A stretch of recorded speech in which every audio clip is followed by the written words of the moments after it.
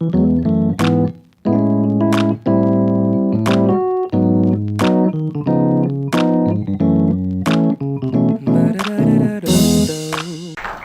thanks. This is a real honor and a pleasure. My first trip to Korea also. It's a great experience. So I am from DARPA, which is a U.S. Defense Department agency. If you don't know them, it's kind of their advanced research arm. You know, they've developed a lot of interesting, great technology over the years. They created the internet 40 years ago. You know, have worked on AI for a long time. I'm there now as a program manager, managing this project on Explainable AI, which I'll tell you about. This little thermometer, just to show that it's a 4-year program, we're about 1 year in. So we don't have solutions to the problem. We're developing some interesting ideas that I'll tell you about. So first, the problem, which everybody knows about and has discussed. AI is being applied in all sorts of industries. There's really an explosion of new capability with the machine learning, especially deep learning capabilities, and we're going to see applications everywhere. Now, if you're using AI to find cat videos on Facebook, you don't need an explanation, right? But if you're a decision maker, an analyst in the government, a military operator of an autonomous system, a doctor doing diagnosis, whatever, there's a lot of categories now where you're going to want some explanation on what's the rationale, you know, for the system. Why is it making the recommendations that it does? This slide is just to show this program ended up being much more popular than I could have imagined. It seemed to be fascinating by the press.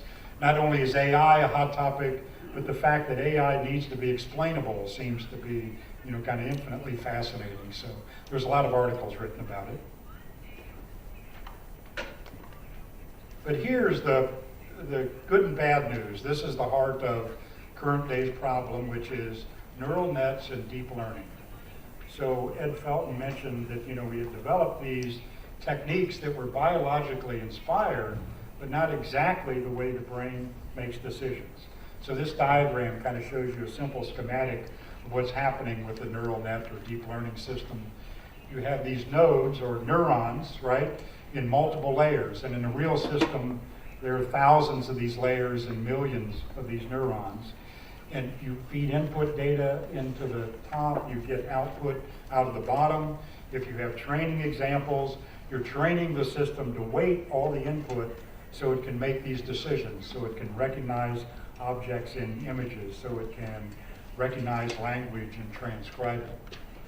Now, on the right there, you see one of the nice features of these systems is it seems to be, in a lot of cases, learning its own abstractions.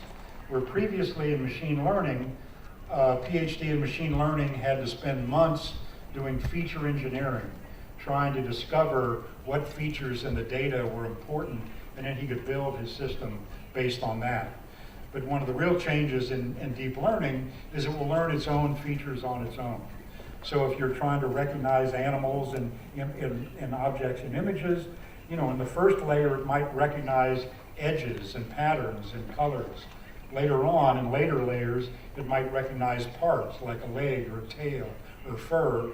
And then in the later layers, it finally is able to recognize the object itself. So this is good because these systems will discover features that people may not even know about. It discovers reusable features that help it in all sorts of problems, but it has no idea what to call these features. To the system itself, these are math equations buried, you know, in each one of these nodes, and it doesn't have a way to communicate that feature to the person. So that's one of the hard problems about making these systems explainable. Now, if you look at Ed Felton had these 4 categories of different types of explainability. The problem we're trying to deal with here is what he called complexity and the non-intuitive nature of these systems. So if you're trying to explain the system, not to a developer, but to an end user. As I mentioned, a developer, you know, has the training, has the tools, they can dig into these systems and can discover what's going on. But if you're an end user that's not been trained in AI or machine learning, it'll be a mystery to you why the system is making decisions that it is. So the problem we're trying to take on is how do you translate what's happening in this system into features, descriptions, visualizations that an end user would understand. So here's the top level scheme of what we're trying to accomplish in the program. On the top is the conventional supervised machine learning process that everybody's using today. You take a lot of data, you feed that into a machine learning process, that will then produce a model or a learned function. You can then feed that new data, like this image of a cat, and sure enough, this system is going to pretty accurately say, this is a cat.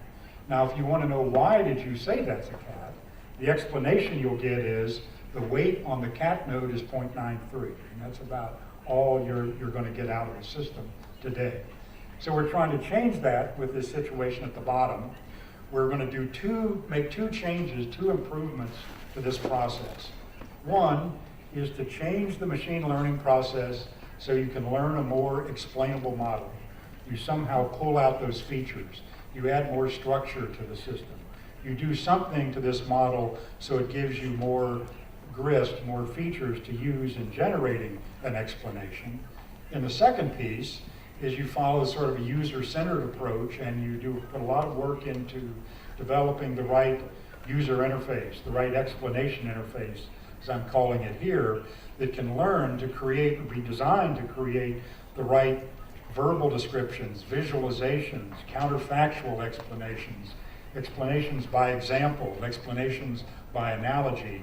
You know, people are trying a whole range of techniques to see what's most effective in communicating what's happening in the system to a user.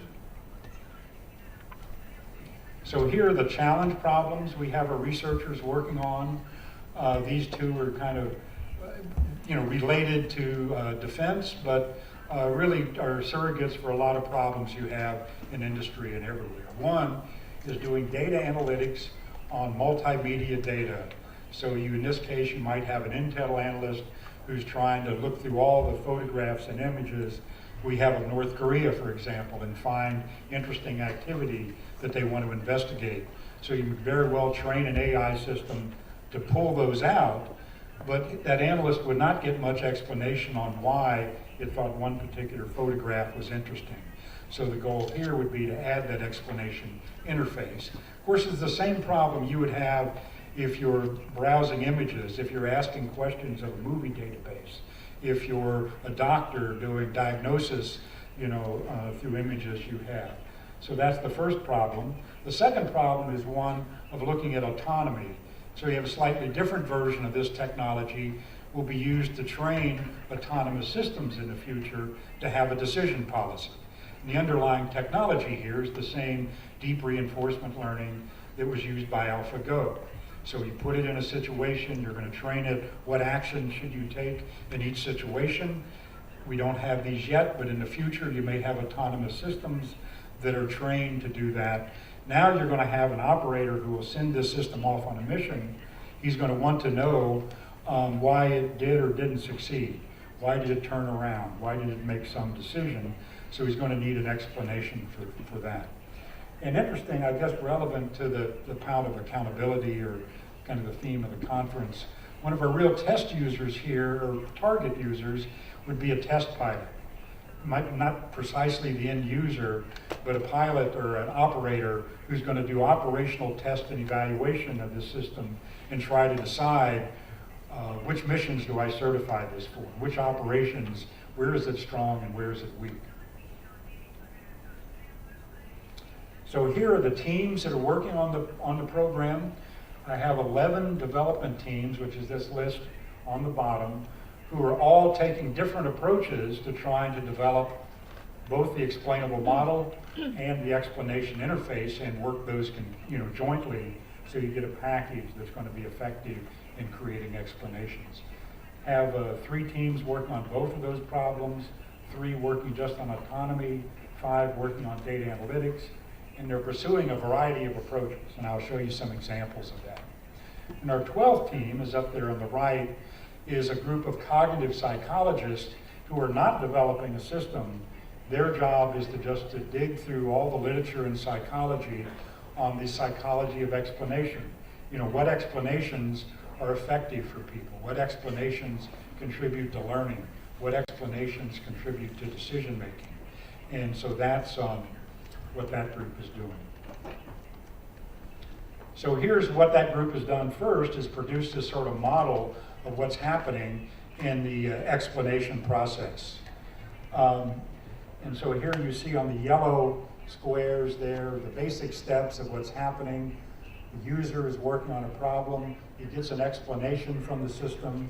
That then creates a user's mental model, and that's one of the key pieces in this story. And that mental model helps he and the system perform a task, helps him understand when to trust the system and when not.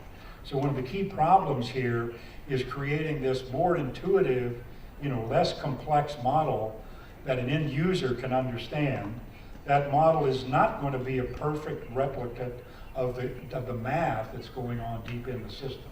But the challenge is to create, a simple enough explanation of the features, but accurate enough that the user can understand what the system might do in a new situation. So he knows when to trust it, when not to trust it. So we can do appropriate trust is how we look at one of the goals. It's easy, really, to fool a person into blindly trusting or blindly mistrusting one of these systems. The goal is to see if you can fine-tune that, give the user a better idea so he knows when the system is kind of outside of its boundary, when it might be making a mistake.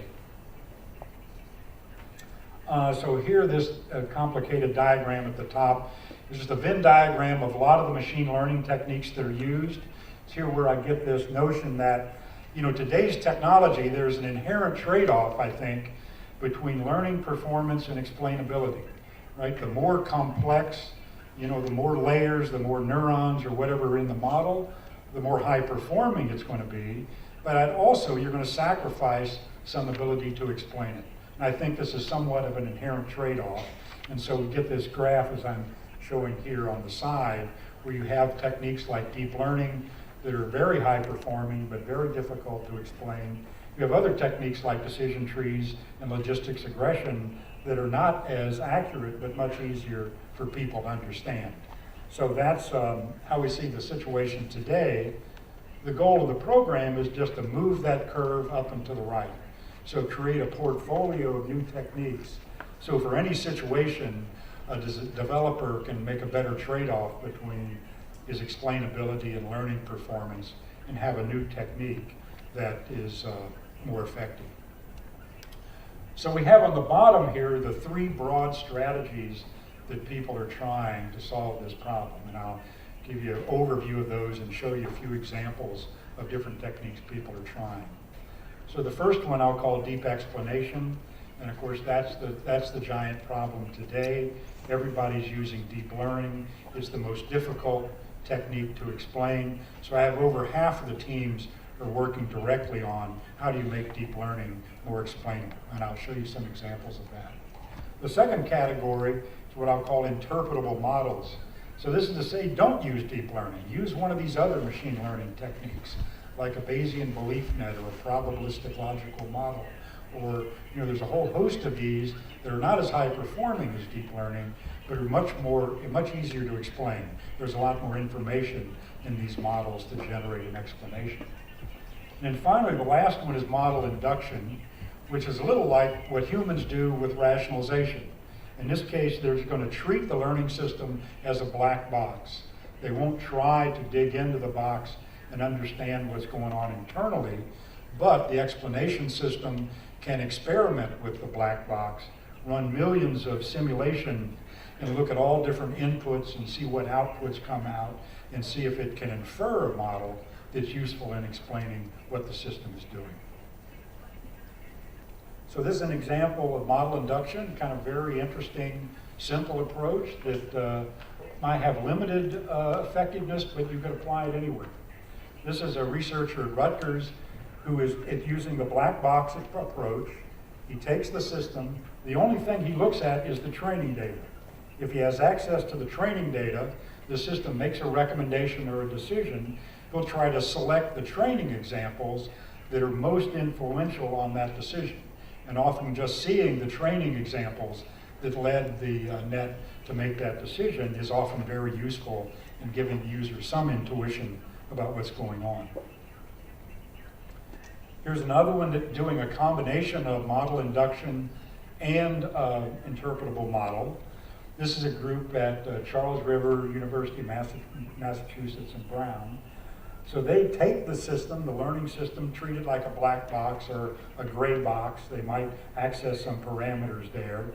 Then they experiment with it, and they try to learn a causal model, which inputs are causing which outputs. Then they express that in a technology called a probabilistic program, which is one of those interpretable models, and then use that to generate an explanation. And so here are 4 broad approaches people are taking to deep learning. And I'll try to give you an example of each of these as well. The first is what we'll call an attention mechanism or a salience map. And that is basically when the system makes a decision or makes a recommendation, you can look at what part of the data was it paying attention to. In this case, it's an image. We're classified this correctly as goldfish, and you ask, well, what made you think it was goldfish? And it highlights exactly the goldfish in the scene, so you get an intuition on was it depending on the right part of the data or not. Below that, feature identification, and this is really used in almost all the teams in some form or the other. This is where I mentioned that many of the nodes inside these nets are reusable, understandable concepts if you just knew how to label them and communicate them to a person. So people are trying a lot of different approaches to that. I should also say that's only true of half the nodes. There are a lot of other nodes in these systems that are not easily explainable. So I don't think you're going to get perfect explanation for everything inside, but there's quite a bit of material in there that would be useful to a user to understand. The top one is modular networks. I think this is one small example of a category that's likely to explode in the future, as a lot of people dig into deep learning, try to look at the architectures, different training methodologies. You know, this is really in its infancy. It's like software programming was in 1980 or something. People are going to develop a lot of more structured, understandable techniques to train these nets that will therefore be more explainable. And then finally, learn to explain. This is the most interesting and aggressive, and this is where the deep learning people are saying the way out of this is more deep learning. So if you trained one deep learning system to make the decision, now let's train a second deep learning system to generate the explanation. It's like the work that's done today to generate captions for images. That's often done by having a convolutional neural net that processes the image, a recurrent neural net of the type used for language translation that translates the neural-ese, if you will, in the model to English that becomes the caption. So this is a more complex version of that strategy, but that's what they're going to try to do. There's a group at Berkeley who's trying to refine these attention maps, so you get the most precise understanding of exactly what data was important. These other 2 alternatives you see at the bottom are systems that are used today to explain what these systems are looking at, but the images are much less refined. You don't get as precise an idea as you do in this new technique. Here's a group at MIT that is really doing a lot of work on dissecting these nets, really trying to identify what nodes in these nets are understandable, doing audit traces through the net as it's making a decision, so you get out all the features and kind of logic trace that you can then use to generate an explanation. Here's an example again of the Berkeley group and work they're doing on modular nets. And then here's one, again from the Berkeley group, where they're trying the way out is more deep learning. So what they've done here is a combination of an intention map and a deep learning system that's generating a verbal explanation. So what this is showing you, one way they test this, is they show an image to a user with a question, is this a military plane? And the user needs to guess, will it get the right answer or not? Does the user know when to trust it? But then in the explanation condition, they'll show them that same picture with the question, but with the explanation. In this case, the explanation is the heat map. It shows it's really looking at exactly the right place where the plane is. but it generates this verbal explanation that says, because it's a commercial jet, which gives you an indication that it's not going to get the right answer. Some feature in there is misrecognized. And what their study, these data at the bottom are showing, they've shown this sort of thing to people, a whole set of test images, and without the explanation, they could accurately guess 57% of the time what the system would do, but with the explanation, that improved to 70%. So this is kind of very initial, kind of primitive start, but already you're really giving the user a lot of useful information on how to understand what's going on in the system. And finally, this is really taking that approach a step further, where they're going to train the system first to mimic a human driver, so they've got a surrogate autonomous driving system. They then have also asked users to comment on what's important in visual scenes, have users give them annotations about how they would understand the driving scene. They use both of those pieces of information as a combined training signal to then train their system to generate a narrative about what the autonomous driving system is doing. So as the scene changes, here the human's explanation was the car stops when traffic in front of it stops. The model had generated the explanation. The car slows to a stop because a car in front of it stopped. So again, very initial, very primitive, but if they can push this in the right direction and make it robust enough, be an interesting technology to have. And just finally, this is the schedule I said for the program. We're 1 year into a 4-year program. In September and October, we'll do a major evaluation of all the 11 systems, and then shortly after that, have some report on how effective these are doing. And that's it. Thank you.